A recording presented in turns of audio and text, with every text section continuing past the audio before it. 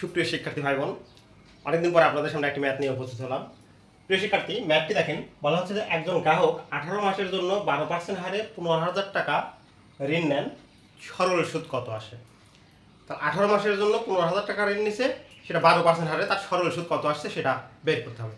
প্রিয় শিক্ষার্থী, খেয়াল করেন, যদি এখান থেকে আমরা 18 মাসের জন্য সরল সুদ বের করি, তাহলে 18 মাসকে আমরা বছরে কনভার্ট করে নিই। তাহলে 18 মাসকে বছরে কনভার্ট করলে কত হবে প্রিয় শিক্ষার্থী? 18 মাসকে বছরে কনভার্ট করলে হবে হচ্ছে 1.5 বছর। এটা হচ্ছে 1.5 বছর।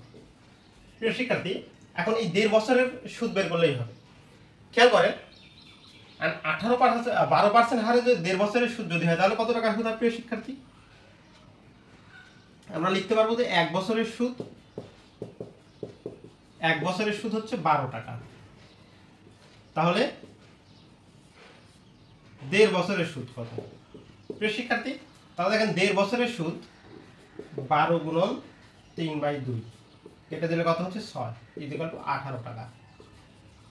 প্রিয় শিক্ষার্থী, এই 18 টাকা 15,000 টাকার উপর যদি বের করি, তাহলে সুদ কত হবে সেটা পাওয়া যাবে। প্রিয় শিক্ষার্থী, তাহলে দেখেন, আমরা যদি বলি যে 100 টাকা সুদ,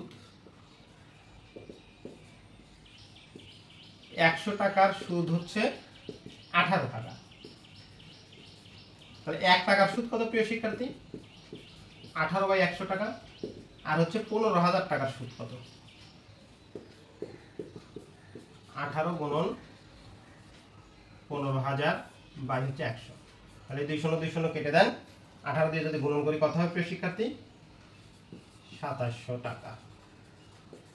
তাহলে 15,000 টাকা 18 মাসের সুদ হবে 2700 টাকা। প্রিয় শিক্ষার্থী, আজকে এই পর্যন্তই। পরবর্তীতে আরো কোনো অঙ্ক নিয়ে উপস্থিত হবো। আসসালামু আলাইকুম।